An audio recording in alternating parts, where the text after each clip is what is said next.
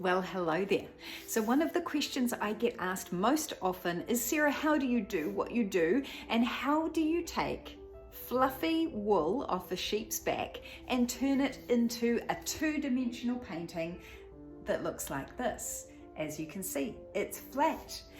So it's a little bit of science and it's a little bit of magic. So 6,000 years ago, somebody worked out that if you take a natural fiber, something like sheep's wool or goat's wool, or there's other natural fibers that you can use, and you put a bit of water to it, you agitate it, and all of a sudden the fibers start to compress together and flatten down into what we know today as felt.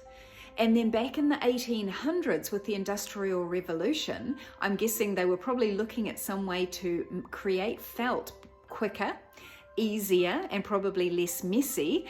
So needle felting was born. And so they created machines that had lots of very specialized needles that did very similar action to wet felting, and the agitation that the needles created, sort of going up and down into the natural fiber, again flattened it into what we know today as felt.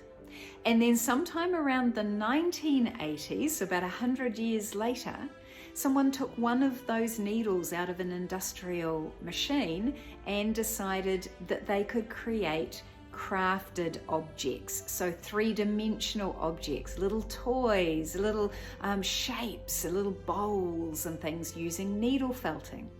And I have adapted that needle felting technique to create these two-dimensional artworks that I do. So it's a little bit of science, it is a little bit of magic, and it's a whole lot of fun. So if you're interested in knowing more, please jump onto my website, which is sarah-ritchie.com. That's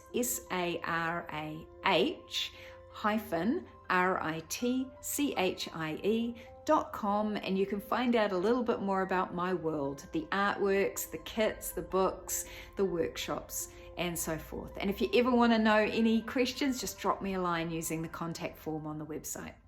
All the best and have a great rest of your day.